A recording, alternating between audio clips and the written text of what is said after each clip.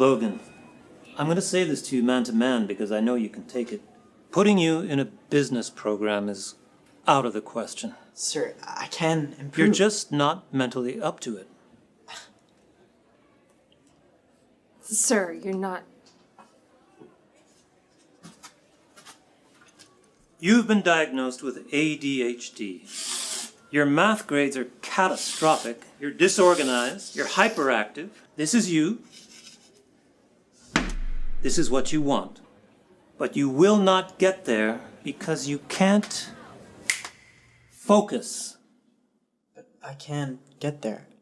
I can. I'm willing to put in the work, sir. He already is. His grades are going up. It's too little, too late. Just sign up this form so that we can put you in a special needs class. Special needs? Is that really necessary? Will he not be able to graduate? It's what's best for you, Logan. Remember, your limitations drastically reduce our options here. Mom. It's what's best for you.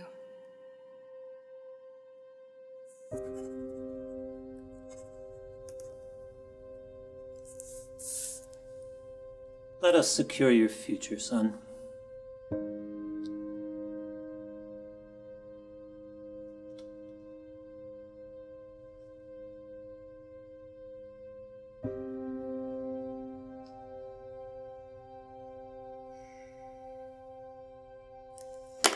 What are you doing? Please.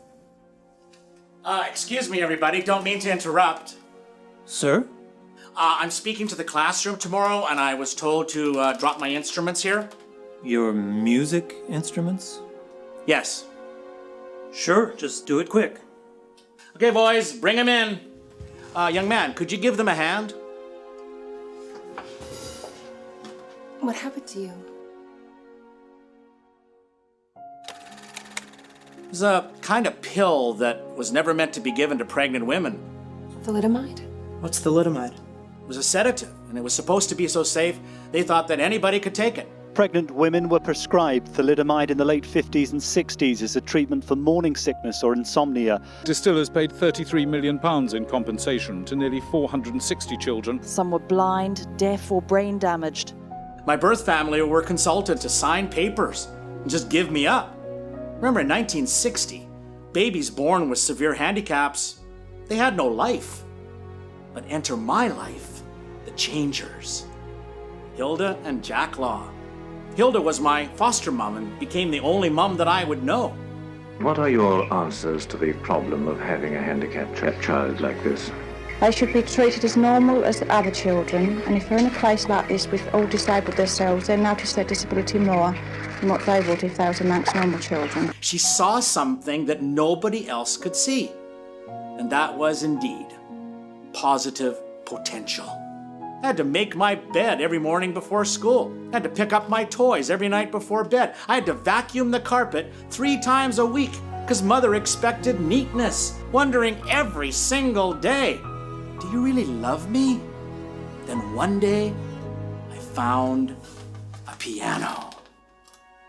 I'm looking at my feet, I'm watching the piano, and I'm thinking, I'm gonna suck at this too. But Mom heard me play. She came racing down to the basement and she says, "Was that you?" And then she stood behind the piano crying. You know, I'd ask my mother later, "Why did you cry behind the piano that day?" She said, "You don't really understand, do you?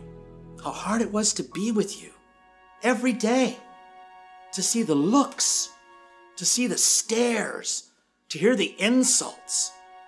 But more than anything, the hardest part, Alvin, was to push you beyond belief. It was within every illogical thought in my brain to do that to you, to not force you, to not challenge you. People thought I was cruel to you. Do you have any idea what that felt like?" That's why I cried. You play the piano? Well, maybe if you could do that, then I could too. Listen, your situation is very, very different. We're not playing musical instruments here. If you don't sign that form, I'm going to have to recommend that you be expelled from the school. We cannot have you lower our performance scores just because you're in the wrong program. Logan. I can't afford any other school. Exactly. I understand. That's the reality of the situation.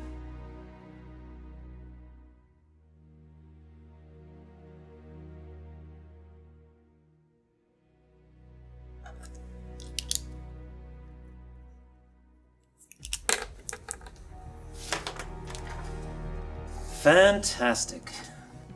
Do not be too hard on yourself, Logan. You never could have done it. I mean, even you, Mr. Alvin, could never have played the drums. There's no shame in that.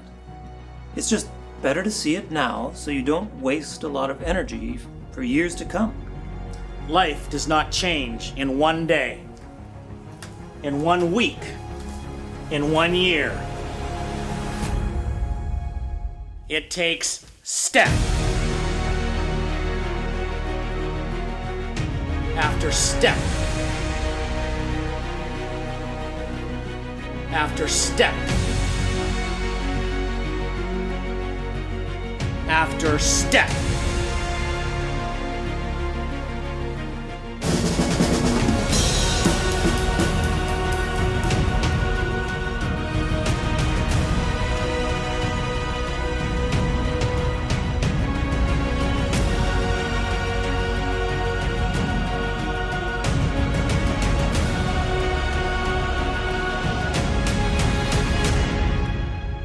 The most important thing I learned in my professional life is that you earn joy. It's not a human right. You attain success. I got a label. It's fixed right on my forehead. You know, it used to bug me until it occurred to me. I just have to change what the label says. What about you, Logan? Can you succeed in spite of your ADHD? Or because of it?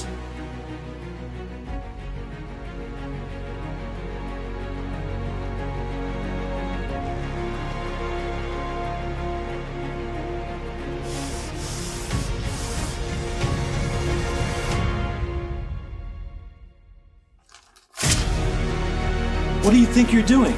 I'm changing the label. I'm not in that box, Mr. Adams. That's your box. They're your limitations, and they're my superpowers.